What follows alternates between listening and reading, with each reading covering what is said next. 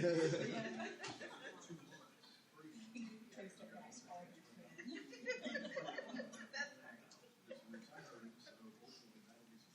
ready?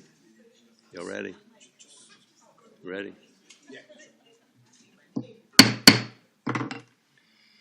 Thank you very much. I'd like to call the New Kent County Board of Supervisors March 25th, 26th work session to order.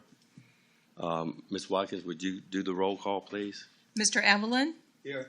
Mr. Moyer? Here. Ms. Pearson? Here. Mr. Steers? Here. And Ms. Stewart? Here. Thank you. Before we get started, I wanted to go down to the item F, Construction Management Risk Determination, New Kent Courthouse Construction Project. We're going to delete that from the agenda today. So the first thing on the agenda will be for the Rappahannock Community College update. Dr. Shannon Kennedy. Thank you. How are you? Good to see you. I haven't been here since. Okay. Really? Oh, yeah. Yeah, and push the little button for your speaker to come on, please. There you go. Thank you. Thank you. Well, it's good to see you all. I know you're working on the budget, so our request is 5517. It's a 3% increase over last year. But I did want to give you a little bit of updates. We've had a lot of exciting things going on. First, the head count of your students from New Kent at RCC this past academic year, the last full academic year, was 349 students. That is credit only. That does not include welding. I'll talk about the welding facility in a moment. But of note, that is the 35% increase in the past 5 years. So significantly more of the residents are attending RCC. 139 of those students are dual enrollment. That's only behind Gloucester and King George. And the success rate of your dual enrollment students is 97%. That means 90% of those students enrolled complete with a C or better and earn college credit. So very significant. Welding, since we started in the fall of 24, since we opened the welding shop here, we've had 48 students. That's multiple certifications. They can earn up to 5 different certifications, but that's just unduplicated head count. 25% of those students reside we're from New Kent County. This semester we have 14 high school students. 4 of those are from New Kent, and we have 9 students at night. Just a reminder, 9 doesn't sound like a lot, but we can only take 11. That's how many booths we have. But we continue to see very good interest in the welding program, so that's truly been a success, and we thank you for that partnership. What else we've got going on? We are waiting for the state to complete their budget as patiently as we can. With that, a new building at Glenn's is waiting for approval. It's not funded by the state, so it's just a budget amendment that requires no funds, just approval.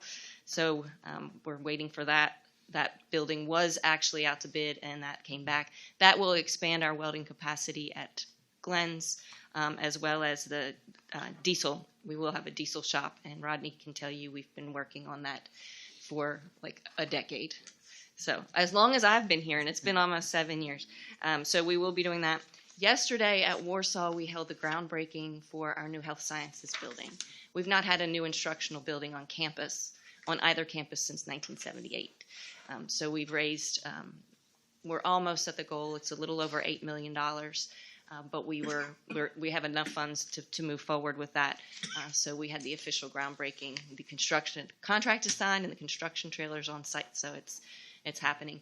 And all of our health sciences will go through that building, even if they're more based at Glenn's. So even your residents are going to go through, because there's technology we don't have anywhere else. Nursing simulation labs, an EMS simulation lab.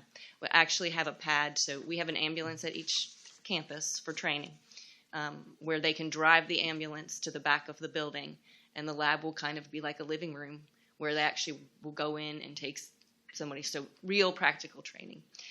So our enrollment continues to grow. We are up from before, we beyond recovered from the pandemic, and we're looking at additional programming. We're adding residential electrical at the Glenn's campus, and we have initiated the process for an engineer to add marine electrical here at the New Kent site in the other part of the facility that we rent that is currently vacant. So we're in the beginning of that stages. We had planned on doing that a little earlier, but there was not as much funding for workforce programs in the state budget to allow us to expand. But there is money. We don't know how much because the Senate has one amount and then the House has another amount, but we will be expanding that. And so I will keep Mr. Hathaway updated on where we are with that process. It's mainly, I think, is electrical is going to be any of our concern, because it is marine electrical, which is different. So it's learning how to do electrical work on ships. So I've recently they've included us. I know I shouldn't say this in a public meeting, that the Hampton Roads Workforce Council would really like New Kent County to be part of it. I was on a trip with them last week, and we are really being included with the Hampton Roads because of the workforce needs and your location primarily. So that's why we're looking at marine electrical, because of the proximity to get to the shipyard. I'm happy to answer any questions. Thank you, Dr. Kennedy. Any questions or comments from any of the board members? And I will add, since we've had these discussions, we've continued all of our programming with Bridging Communities that we were doing prior. So there's no cuts at all to that. Mr. Chair? Yes. Thank you. Sure. I know that Sean Avery looks to us as being a possibility. I happen to be the chairman for the CLEO in the Richmond area, and we will work with them for our workforce and their workforce, because because we go both ways. Right. You know, That's right. and it works out good. Have you had students that have graduated from the welding go on to work as welders yet? Yes, I can't give you all the specifics. I'm going to go stop by and see the students. Okay. Students this morning. Yeah. But we've had them there, and a lot of them are getting sign-on bonuses. Okay. There's yeah, really I would expect that. Shipyard, they're giving them $1,000 sign-on bonuses. It's, but yeah, I can't answer that specifically, but I can get back to you. Because they'll need 5,000 in the next 5 years. It's ridiculous, isn't it? It is unbelievably ridiculous. Thank you for all you guys do. We appreciate it. Sure, happy to. And if you have any ideas, I'm going to tell you about a new project that I just found out we got a Go Virginia grant, which is the Go Virginia grant was how we started the welding shop. That was our sort of our seed money. This is in Lancaster County, but I want you to think about it as potential opportunities that we could do in New Kent. We're working with an industry, Turn Dynamics. They're a machine shop. They have government contracts, and they needed more workforce. Well, our size we have constraints on our space, significant. This is what's so exciting. We're putting up something new because all we've been doing is renovating old buildings built in the early 70s. But we are actually going to offer machining at that industry site. So the equipment will be the colleges that the industry actually will also be able to use, and the instructor is a full-time employee at Turn Dynamics who will have release time from them, and we will pay them as an adjunct when they teach. So there is opportunities to do some creative things. So I just mentioned that if you all have ideas of anything we could do in New Kent, that we could work with industry. So we're happy to explore those opportunities. It's kind of a really cool partnership. So Thank you. Any other comment? I'm sorry, Ryan. Yeah, I Appreciate I really just appreciate your support, and thank you for letting me come talk to you today. Thank you. We appreciate everything you do for RCC. Thank you so much. All right, next on the agenda is the approval of the 2026 New Kent County Rabies Clinic. Sergeant Majette, how are you this morning? Good. How are you guys? Good. Doing great. Thank you for having me. So, I just wanted to request approval for our 2026 rabies clinic. We hold it every year. This year we're going to be doing it a little bit differently. We have a new doctor, Dr. Wendy Watts, who I used to work with at another jurisdiction. She's very great. And we're also going to be doing it at the New Kent Middle School. We've already gotten approval from them, and having the way their school is laid out, it will all be outside. But the way it's laid out, it'll make for a better flow. It'll make for a Okay. better flow. Apologize. That's right. We're planning on having, if approved, having the clinic on April 25th, 2026. It's a Saturday. It'll be from 7:30 to 11:30. It's going to be $10 per vaccination. Once the vaccinations are paid off, the rest of the amount will go into the New Kent Animal Welfare Fund, which we use for medical treatment of the animals that come into the shelter. And yeah, that's it. Thank you, sir. Absolutely. Any comments? Mr. Chair, I'd just like to mention that that's the same day as the recycling event, so you can recycle your recyclables and then go get your dog vaccinated. Awesome.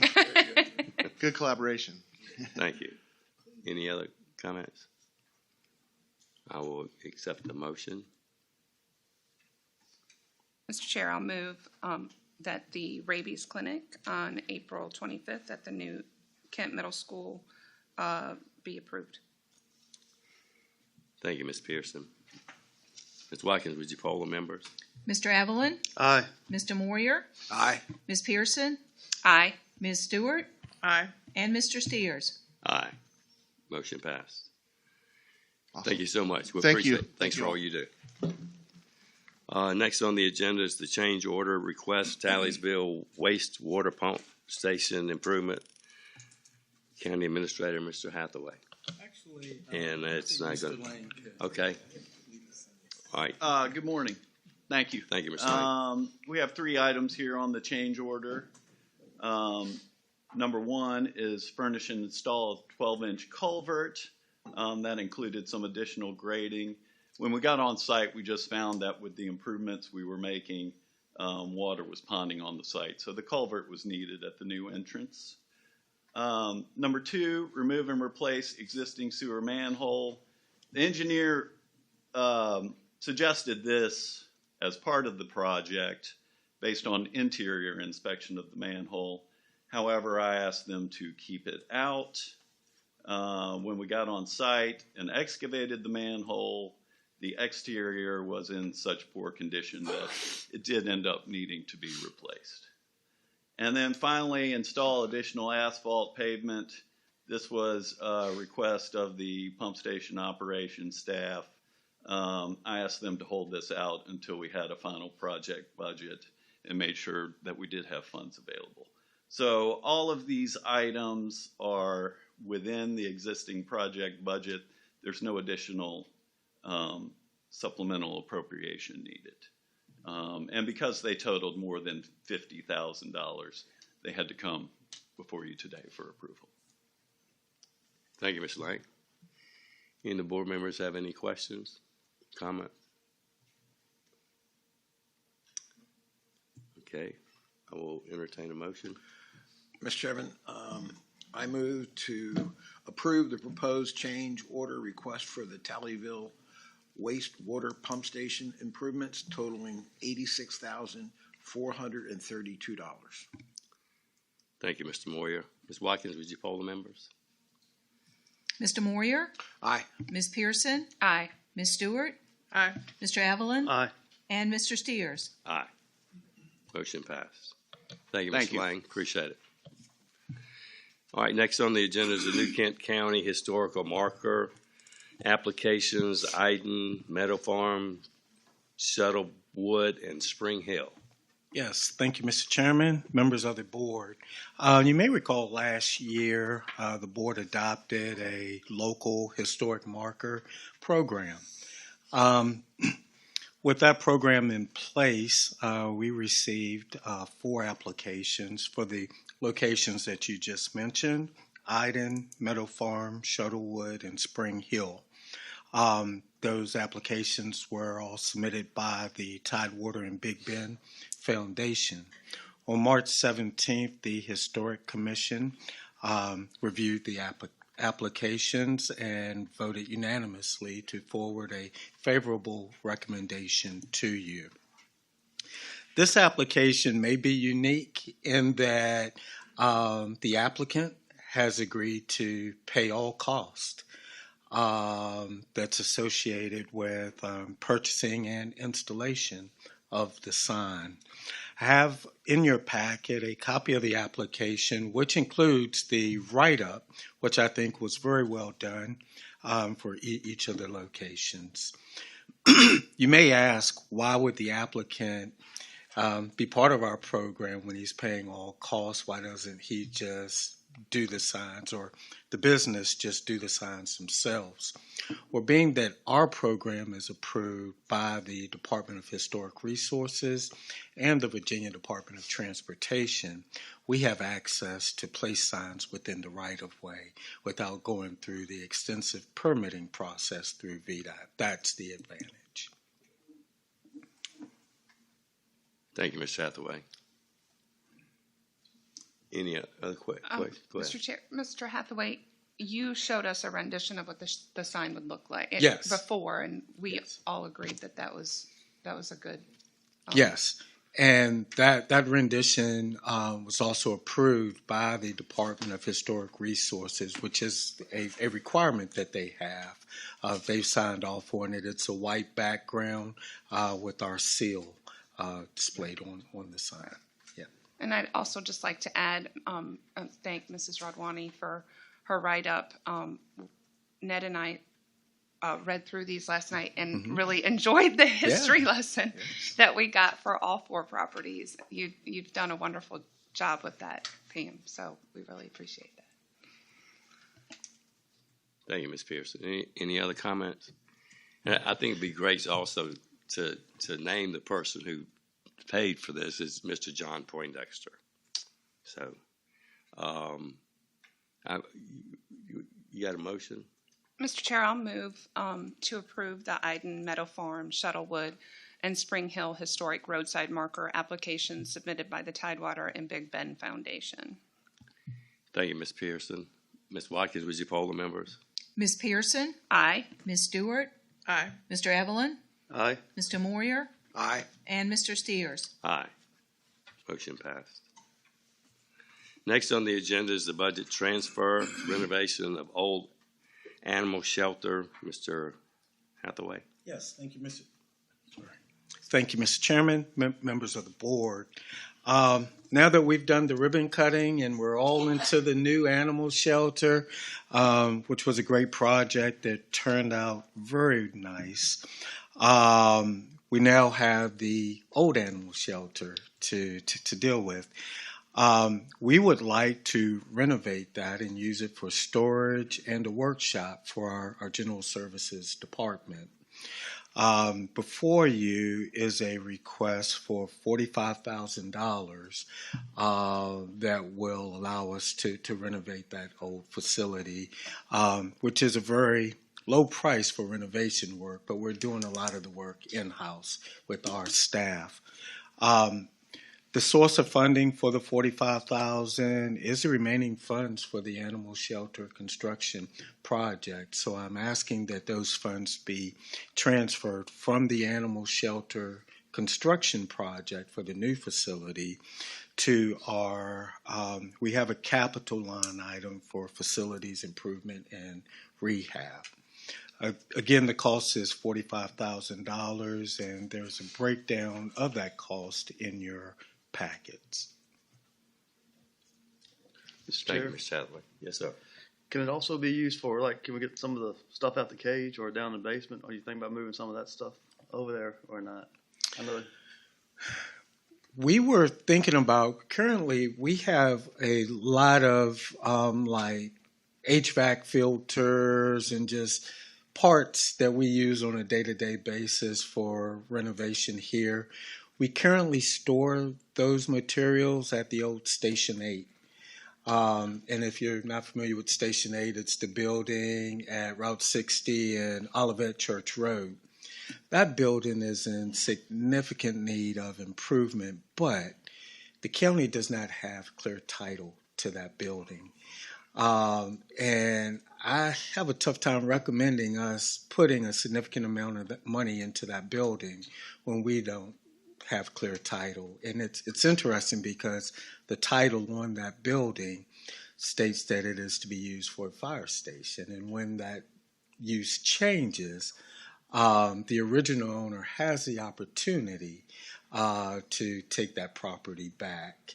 There's a reversion clause in the title. So I would feel more comfortable if we're going to improve a building, improve the 618, the old animal shelter, and move all of the equipment from that building to this new facility. Thank you, Mr. Hathaway. Any other questions? Mr. Hathaway, you say that the balance in that account is $487,936. Is that before we deduct the 45 or after? Yes, that is before. That is Okay. the current balance. Now I didn't there's. get that. Could you try again? I'm sorry.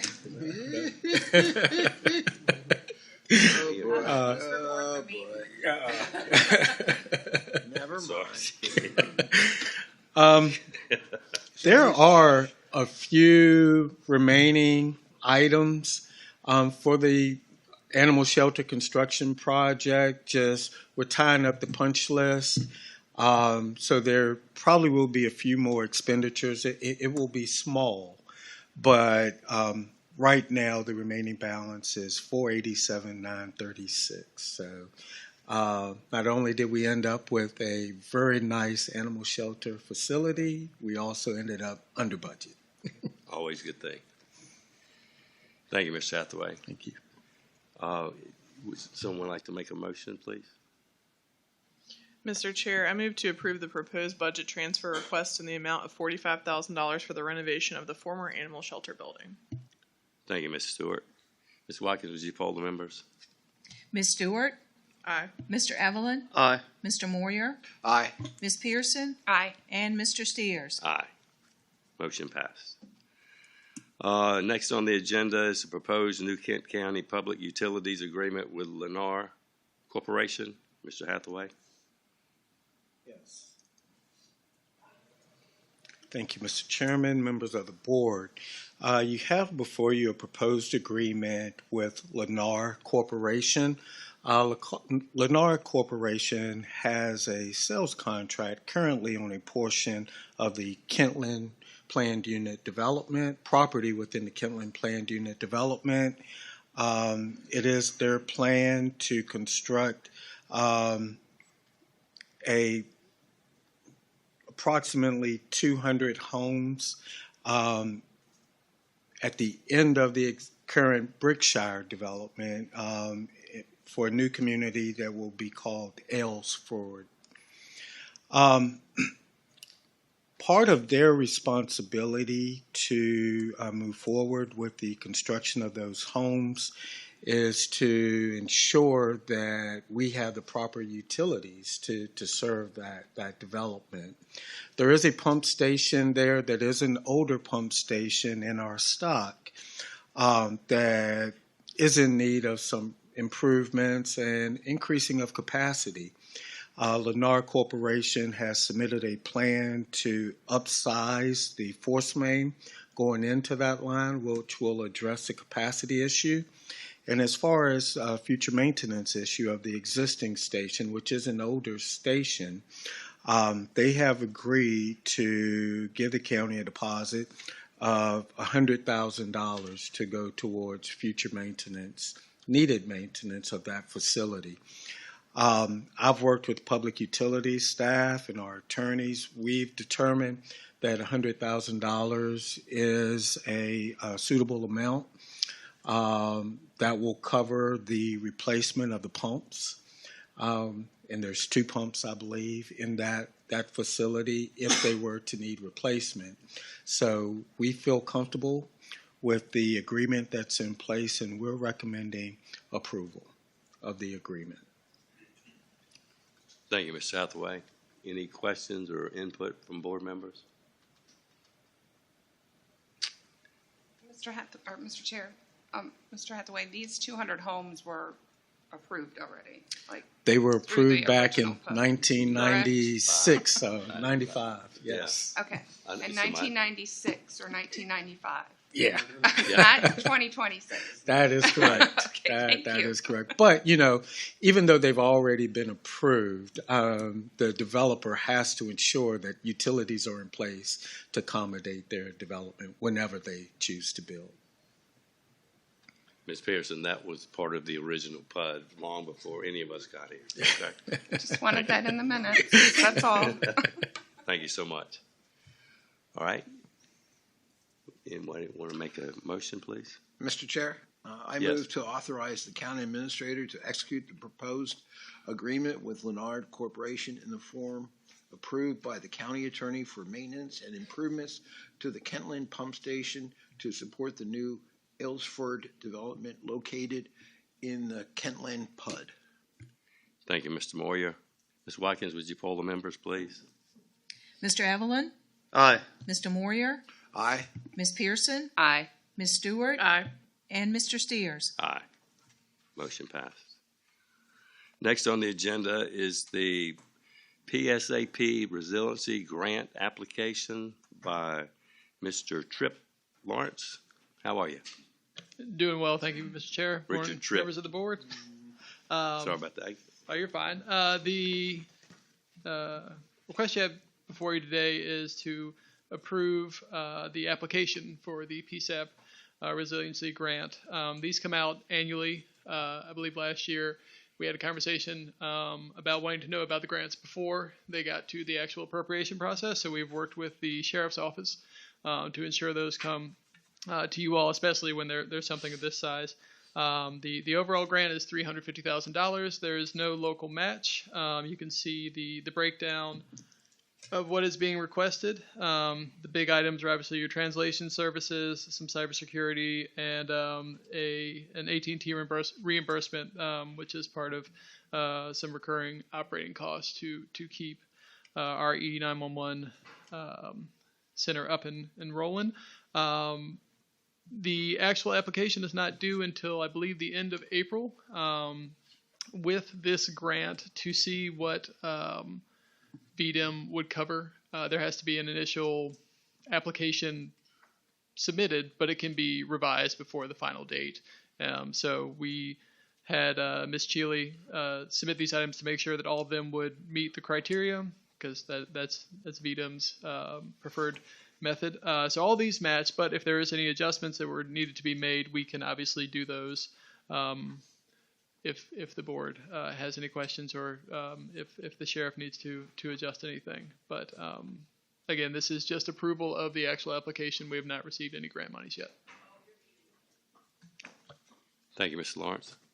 Any input? Mr. Chair. Mr. Lawrence, this is a grant that we get every year? It's not a guaranteed grant every year. They have put out these resiliency grants pretty consistently over the last few fiscal years. So this would be for 27. We received one in 26. A $200,000 thereabout is going to support some of the FY27 capital for the E911 grant. There was some other training and recruitment bonuses in the FY26 version that I brought to you, I believe, either in the fall or the spring. I can't quite remember. What are the supplanting rules on this? That I would have to double check on. It just seems like some of these could be perceived as like an AT&T reimbursement. Yes. Again, I can double check with Ms. Cheely to ensure that we are okay. I know that she submits a fair amount of information to them, and they give her the okay that those items would be supported. So that's, I would just get ahead of that. Yeah, we'll double check to make sure that we don't run afoul on any of these requests. Okay, thank you. Thank you. Any other discussion? And Mr. Chairman, looking at the packet, there's no motion proposed, but we would like a motion to authorize staff to move forward with the PSAP grant application. Thank you, Mr. Hathaway. So moved.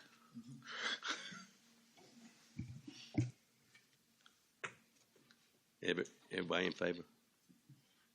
Okay. All right. Take a vote. Do we? Yeah. Ms. Watkins, would you poll the members? Mr. Moyer, Aye. Ms. Pearson, Aye. Ms. Stewart, Aye. Mr. Evelyn, Aye. and Mr. Steers. Aye. Thank you, sir. Appreciate it. Thank you. All right, next on the agenda is the Anthem Local Choice Health Benefits Program Renewal. Mr. Hathaway.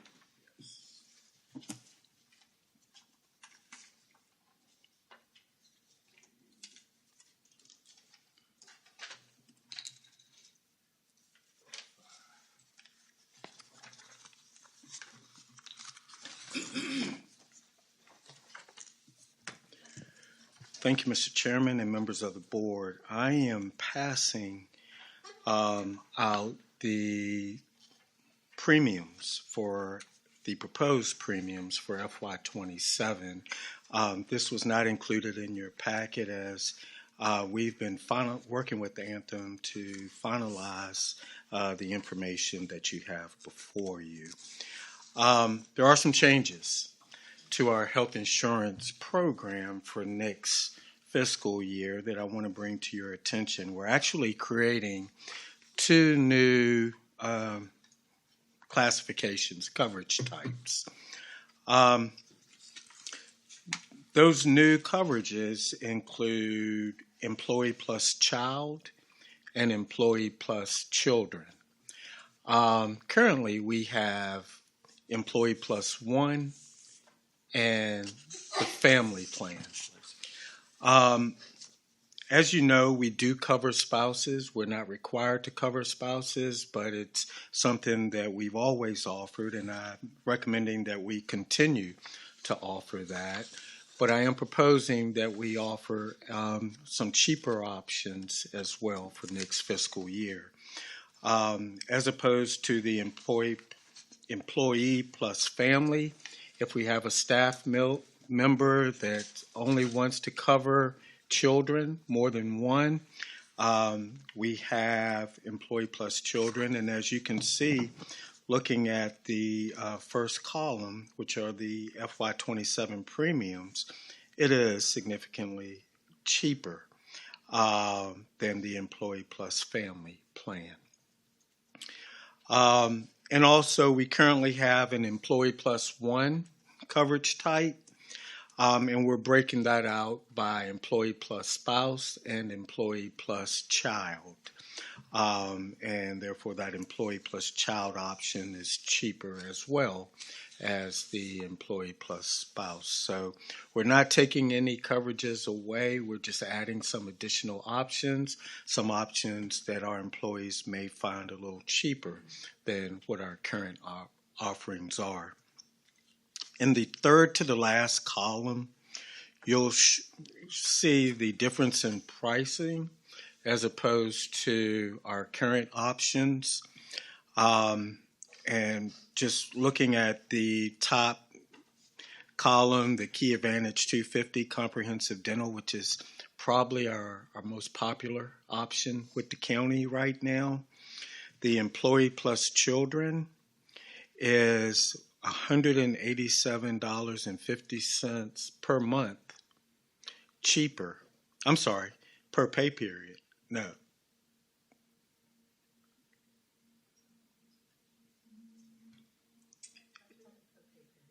Per pay period than the Employee Plus Family plan. Yeah, looking at the, this is the per pay period amounts shown in the first column in FY27. So as you can see, it's a significant savings. There is a slight increase in the employee plus spouse of $21 per pay period. We've really tried to hold cost even, but at the same time make everything balanced. So, and it's a slight increase of $22 per pay period for the dual enrollment spouse. And just to let you know, the dual enrollment spouse is when we have two employees that work for the county. We offer insurance at a cheaper rate than the employee plus spouse program. I also want to bring to your attention the very last column of the spreadsheet that you have before you. And this shows the change in plans from 2021 to what's proposed for next fiscal year. And I think this is something to be proud about. because as you can see, there's been very little change over the last 5 years for our health insurance. Our board, as we've received increases, everybody has received increases from the insurance company. We've covered the lion's share of those increases we've had over time and have not passed that on to our staff. The enrollment period is before us now, which we haven't gotten the final contract from Anthem, but we do know that once we get it, we'll have a very quick turnaround of probably a couple of weeks, as usually they like to have their renewal documents executed by mid-April. So I do have a motion before you that would approve the proposed premiums that's been presented today, and a motion authorizing me to sign all necessary health insurance renewal documents in a form approved by the county attorney for our FY27 Employee Health Insurance Benefit Program. Thank you, Mr. Hathaway. Any questions? Mr. Chair, I just have one Yes. question. This is the county share, correct? This is the employee share. This is the employee share? Yes. Okay. So the county share is increasing by how It's much? increasing by, and I'm glad you brought that up. At our budget presentation, I informed you that we were planning for a 15.6% increase. We've got our final numbers from Anthem, and our actual increase is 8.5%. It's still an increase, but it was much better than what we were initially projecting. So if this is the employee share only, some of it is going down, right? Yes, yes. Especially those new categories Right. that we're introducing. I think our employees that fit into those categories will find that to be a significant savings. Right. Yes. Thank you. Thank you, Mr. Hathaway. Any other questions? I will entertain a motion. Mr. Chairman, I move to authorize the county administrator to execute the proposed employee health benefit plan renewal agreement with the Anthem Local Choice for fiscal year 2027. Thank you, Mr. Evelyn. Ms. Watkins, would you poll the members? Ms. Pearson? Aye. Ms. Stewart? Aye. Mr. Evelyn? Aye. Mr. Moyer? Aye. And Mr. Steers? Aye. Next on the agenda is the FY27 budget discussion. Mr. Hathaway.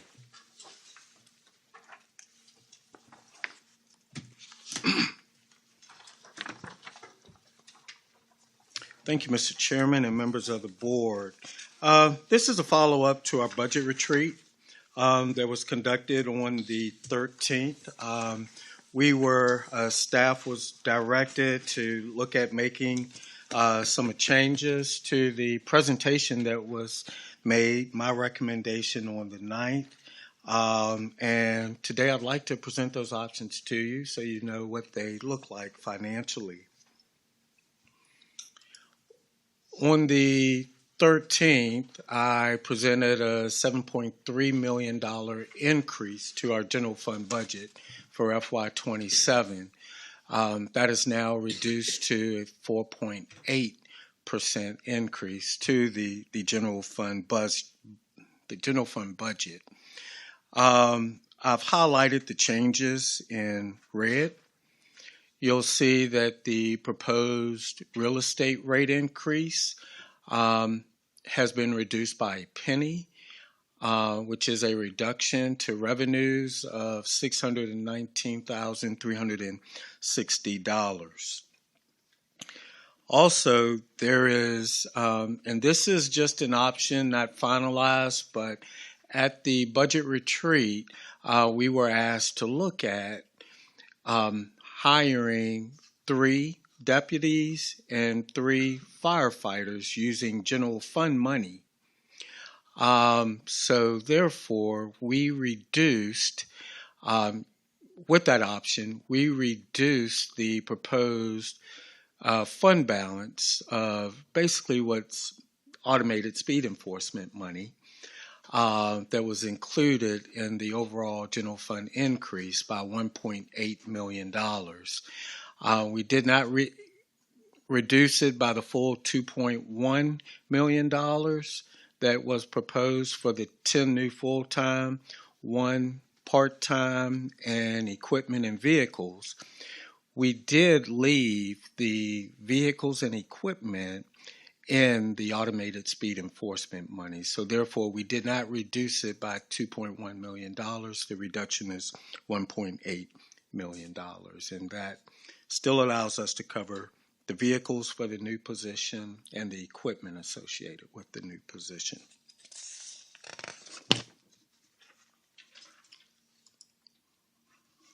I'm sorry. There we go.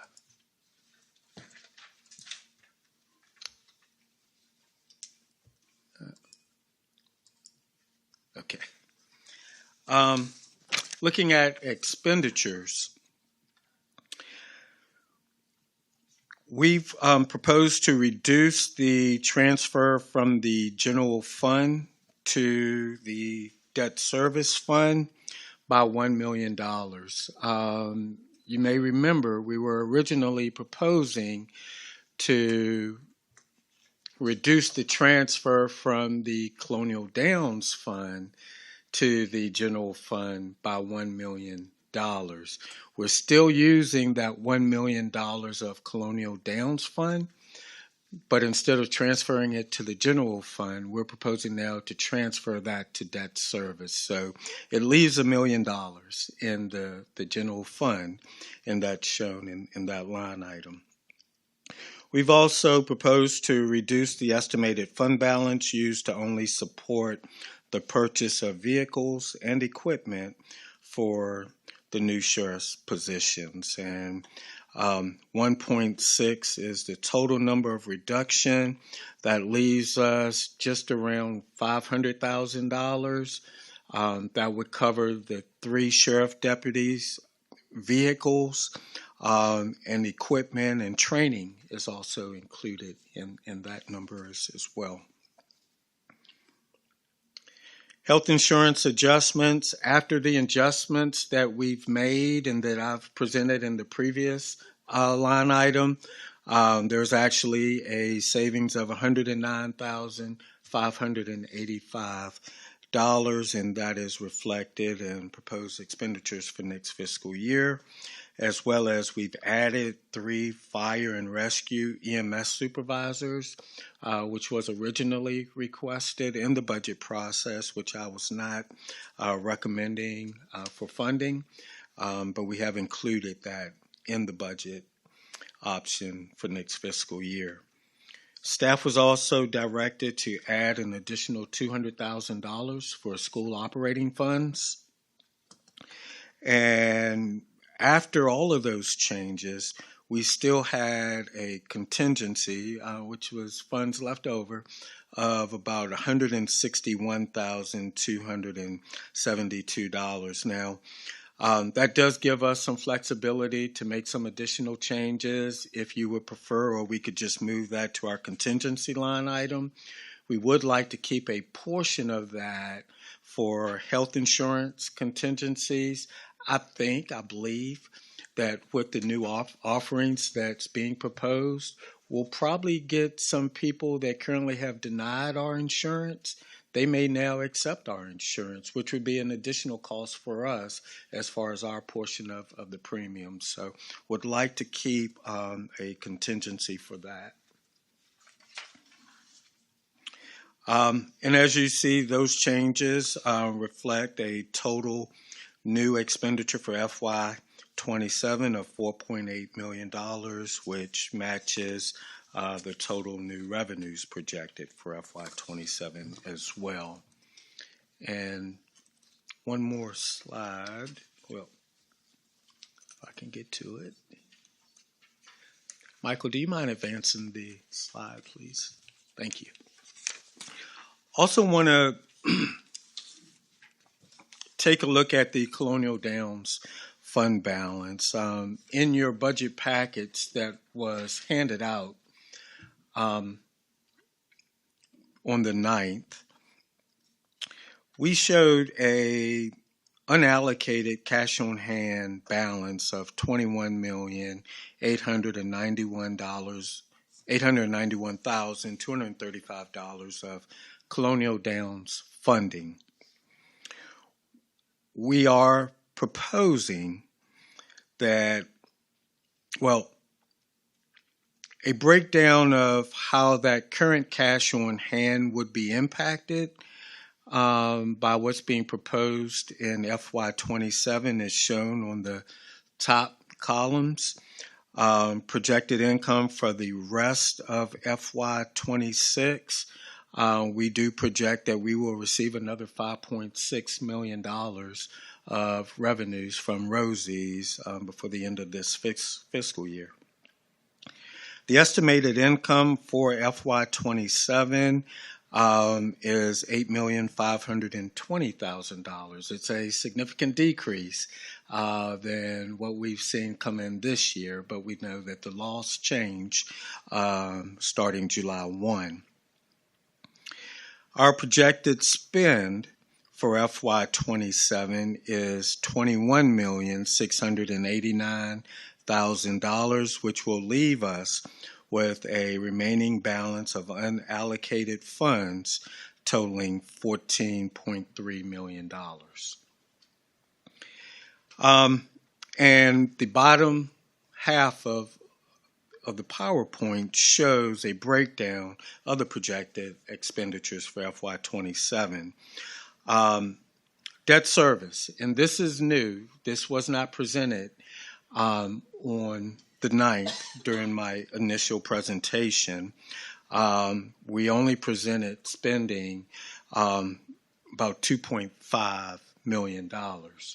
We are proposing to add an additional $10 million of Colonial Downs funds towards debt service. By doing that, that will allow you to drop what we were originally projecting a 5 cents tax increase to a 4 cent tax increase.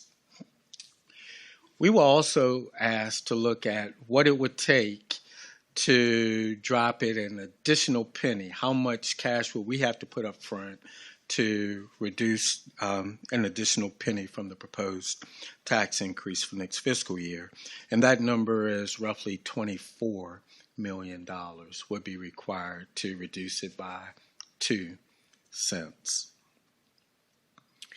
The general fund transfer is $572,000. Remember, our current, for this year, general fund transfer is $1.5 million. And now we're moving that $1 million to debt service, but we still have $572,000 that would be remaining. The FY27 CIP projects total $8.6 million. Now, that mainly consists of a new fire station to replace Station 2. So you won't normally see an amount that high, but the new fire station is included in that. That will leave you with a remaining balance of, well, that's how we get to $21,689,000, which is the projected spend for FY27. And just in summary, one more slide. Mike, if you could advance that. All right. The proposed real estate rate is now 58%, 58 cents per 100, which is a reduction of 1 cent. At the regular board meeting, I proposed a 59-cent real estate rate. With that 58 cents, 1 cent is needed to cover general fund expenditures, and now 3 cents, as opposed to previously being 4 cents, is needed to cover debt service. We've added an additional $200,000 for school operating funds. We've added an additional $12.5 million of Colonial Downs funds for debt service. We've added 3 sheriff deputies, 3 fire and rescue EMS supervisors that's proposed to be funded by the general fund. Automated speed enforcement funds are currently proposed to only support the purchase of new vehicles and equipment for the new positions for the sheriff. And we're now proposing to absorb the 8.5% health insurance increase, and therefore not passing that increase on to our staff. That's where we are as far as the budget process. And if you have any questions or any other items you'd like for us to look at, we'd be happy to address those. Thank you, Mr. Hathaway. Yes, go ahead. The one, what is the approximate amount of the speed enforcement funds going to the new vehicles and equipment for the 3 new positions? The amount going towards that is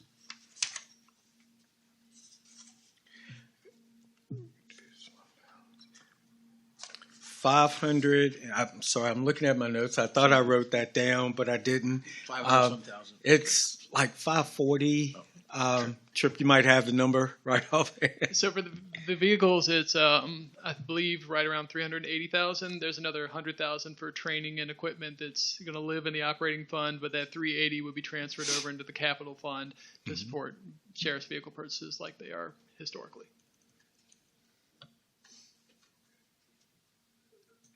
Yeah, Ms. Pearson. Mr. Chair. Sorry. If I'm hearing you correctly, Mr. Hathaway, in order to get it down to 3 cents, we'd have to put another $12 million approximately in. And how much is the balance currently in the speed enforcement funds? And also on top of that, if it's okay with the board, I'd like Sheriff Bailey to talk to us about the legislature that's been approved and what we might have to do in order to preserve those funds before July 1st. Sure. We received a payment yesterday of just over $900,000. We now have a balance of just over $6.5 million in automated speed enforcement funding. About six once the money for the vehicles and the training has come out. Yes. And that's as of today. As of today, yes. Okay, and we have 3 more months until the end of the fiscal year. Yes. Okay. One quick thing, that's collections through February. So we have 4 technical more checks we would get. Yes, ma'am. Yep. Any other questions? So, go ahead. Mr. Hathaway, what I wanted to ask is, I think the sheriff had originally asked for at least six deputies. So if we took the 3 and paid for out of the regular budget, could we take the other 3 salaries out of the ticket proceeds? Yes, you could. Can we do that? And that would not impact the proposed real estate rate. Right, because that Right. comes out of the speed enforcement. Yeah. That's the motion I have right here.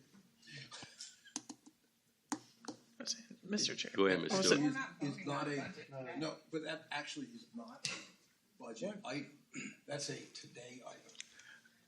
I do want to raise a little bit of a caution, and it's not caution because we could do that for next fiscal year and not be impacted.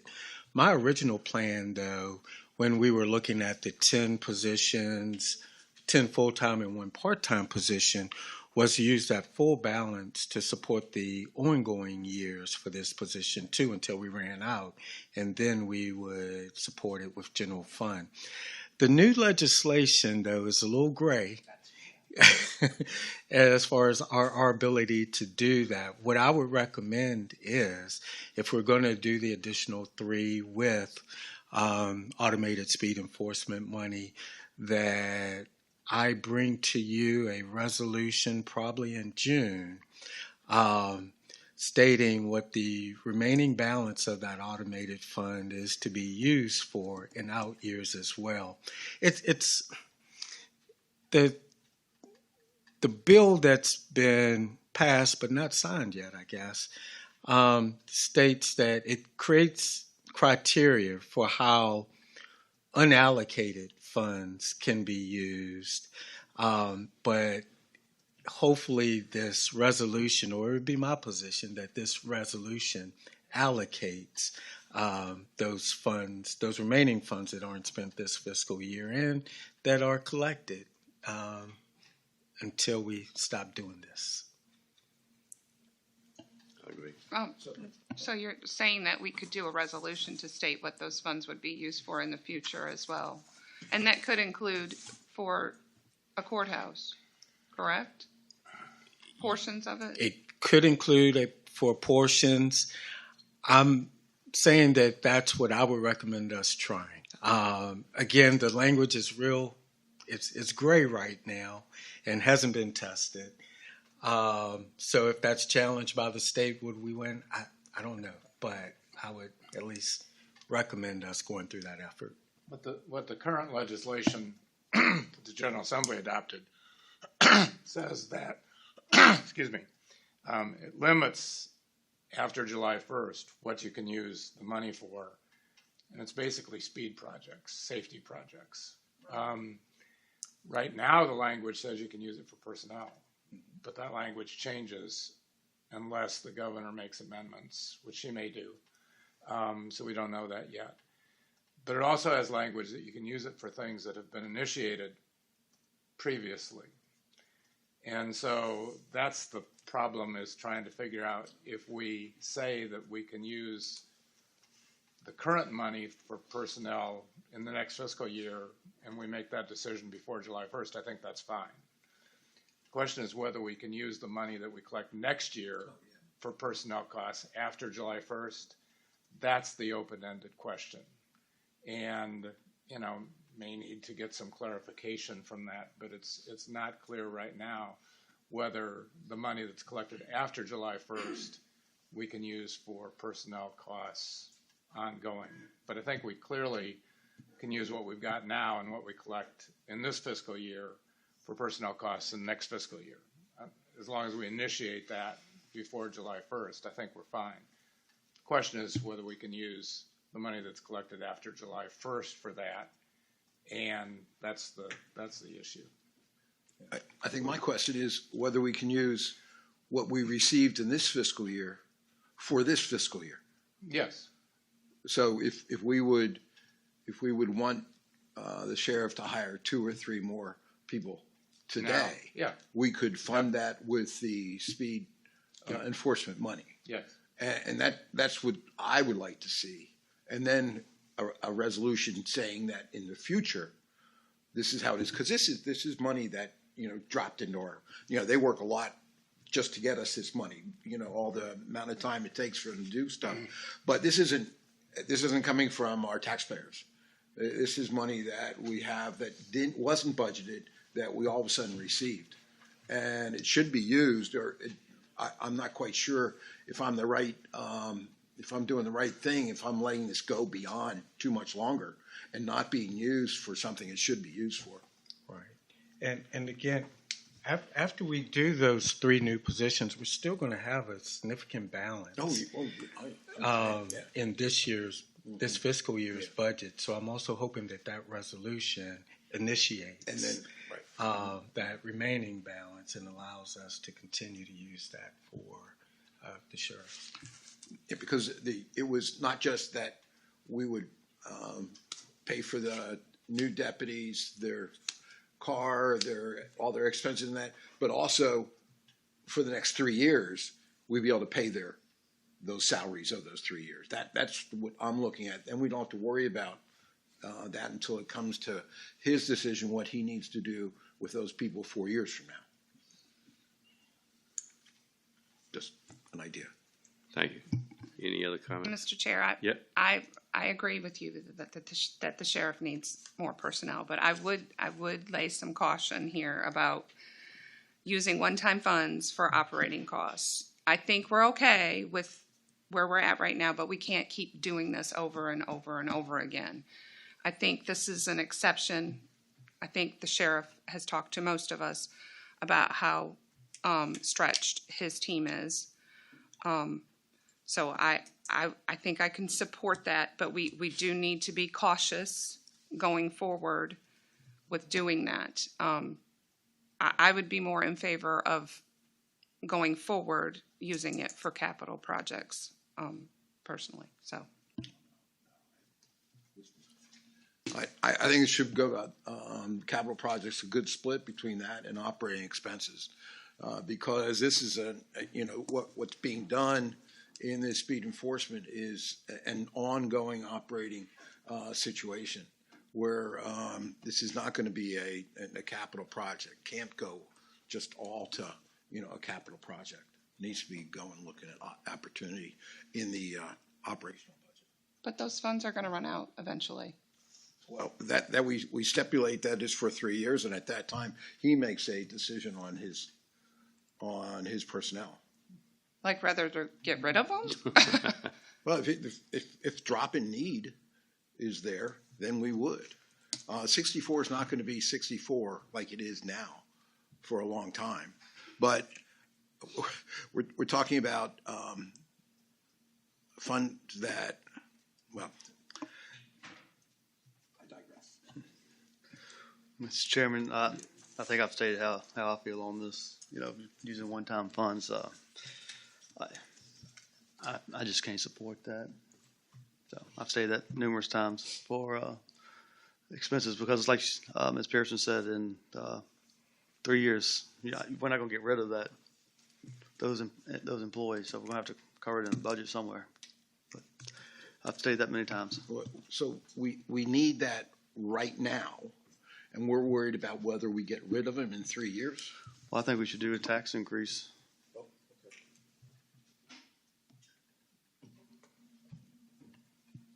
Mr. Chair.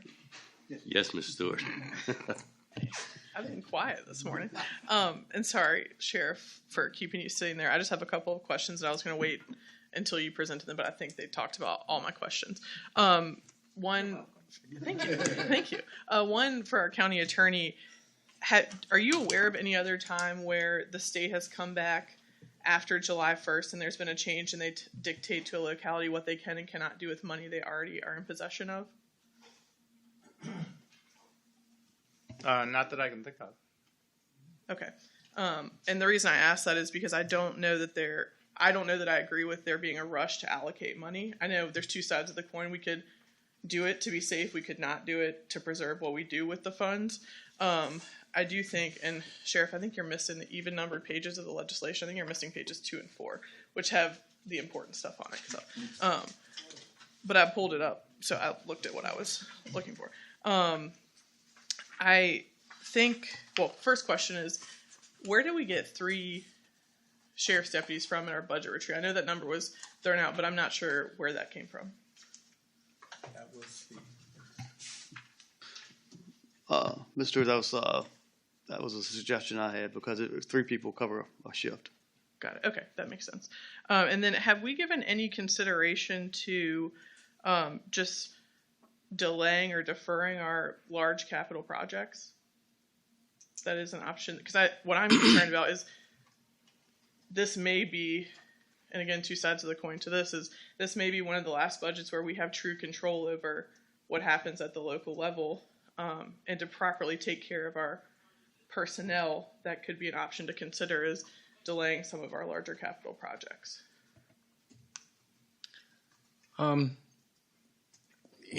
We are definitely willing to look at that if that's the direction we receive. I know as far as the new elementary school that's been proposed some time ago, and the board has requested additional information from the schools to ensure that a new school is the option, or is it possible to renovate the existing school. I believe there's everybody's in agreement that new school is the way to go forward, but that process has taken some time.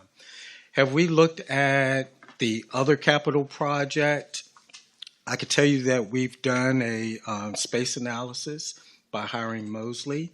The results of that study stated that their current needs today is for 10,000 additional square feet of space to meet their current needs. But we can go back and look at other options, maybe Mr. expansion. Maybe my question was more for the people that are going to get yelled at for making the decisions Sure, on what we do. sure. Is have we thought about that? Because I know your job is to advocate for the administration of the county. I get that, and I think you're doing a good job at doing that. But when we have to make the decisions on behalf of the people that work here and the people that pay taxes and the people that live here, maybe it is something to consider delaying our larger capital projects. Don't know what thoughts are. I don't know that a lot of us have talked about that to date, but just putting it out there as an option that we do have is delaying some of what's out there. Thank you, Ms. Stewart. Go ahead. If I can make one comment also, and that's fine to delay the project. I would really recommend that you reach out to the judge and schedule a tour to see the working conditions there. I believe Mr. Evelyn and I had the opportunity to do that. I believe Judge Bondurant would be more than happy to give that tour to the rest of the members too, and that might help with the decision process. Mr. Chairman, so that's what you suggested, delaying the courthouse project? I mean, I think that's one of the projects that could be delayed, but I know we all have, and I don't know all, but I know most of us have capital projects in our districts that add up to the $8 million. I know, at least for mine, the Warren I Community Center is a $1.5 million project that maybe this year is not. If we can have a less substantial tax increase this year, also take care of our employees, maybe that's an option, is delaying that or delaying some of the other smaller ones. I was never in support of the courthouse, and I think everybody knows that, but I understand that 4 other people were, so I get how math works. But I could see delaying the courthouse or delaying the school a year if we haven't gotten the land secured for that. I've been pro-school, I'm still pro-school, but if we're going towards not using the land that we already have and acquiring different land, I think that's potentially a delay right there. I just think there may be some options that while we have control over what we do and we have control over the tax rate, maybe we consider those. So to answer your question, Mr. Evelyn, yes, and any other project. Thank you, Ms. Stewart. Southway, you have anything else? What about Fire Station 2? Could we delay that? That's what I'm thinking that's not, I know it is to the fire chief and stuff like that, but that's to me something. We just opened a fire station. I don't quite understand how any of these have to do with operating. That $2 million would not come off the tax roll then. But it opens up money we could put to the debt service, correct? Okay, well that'd be good. That was my thought process. That's good. Okay. Okay. If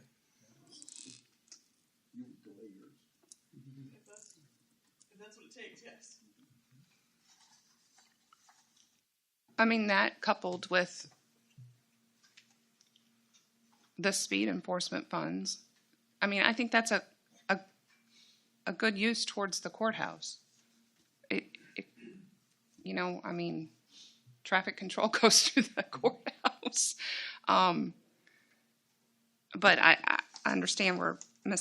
Stewart is coming from. I mean, I don't think we can do it with just delaying some of the capital projects. I think it has to be supplemented with some of the speed enforcement funds. And I think by the end of the year, that's going to be a substantially larger amount than what it is now. Just thoughts.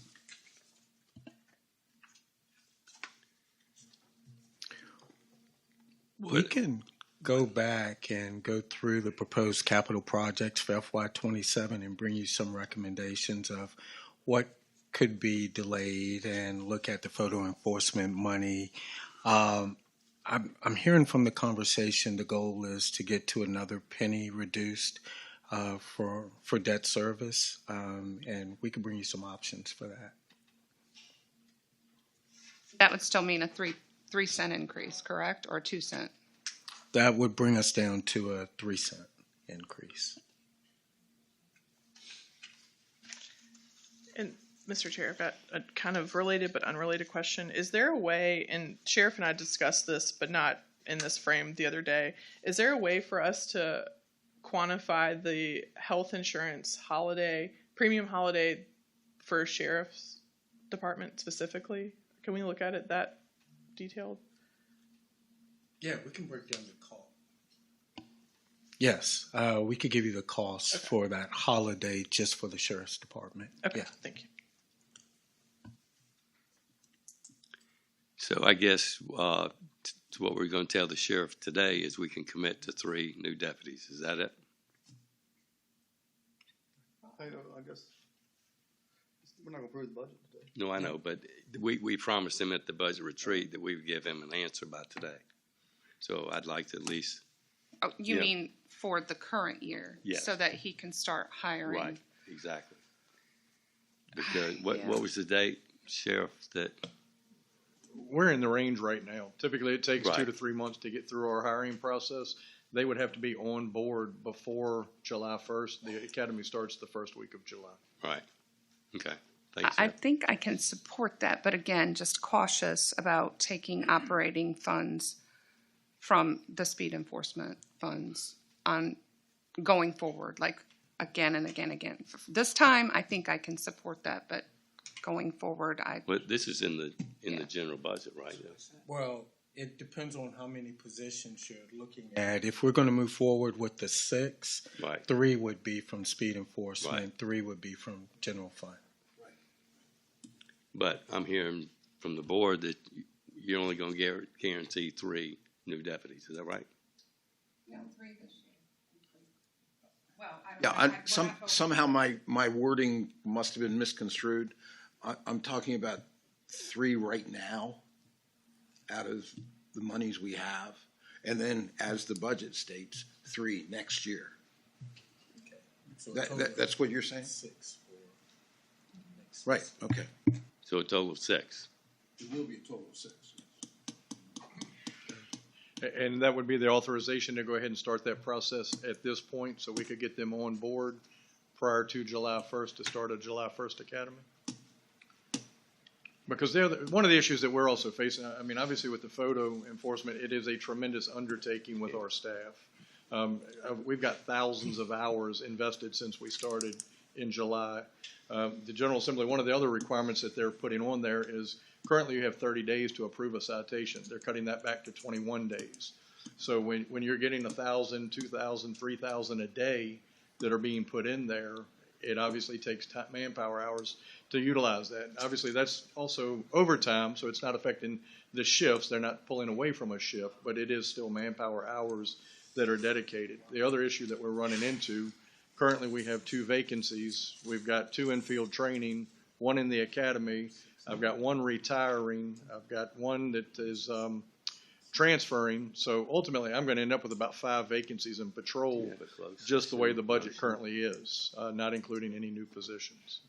And, with our call volume, yesterday they had units tied up and had calls pending. So we're running into that at this point. The other night, I think I talked to several of the board members last Thursday night. It's not also, you can't plan for it. public safety, fire, EMS, ourselves, you can't plan for, we're going to be busy this weekend and we need to up staff. Last Thursday night, we had, I think, 13 calls, had 4 arrests, had 3 transports to Pamunkey Jail, transferred 1 over to Henrico, and, you know, you're hanging on by a thread just waiting for that next call to come in, whether you have people to go to it or not. So, Thank you, Sheriff. all right, thank you. Any other comments? All right. Is there any other business that anybody would like to discuss today? Ms. Stewart?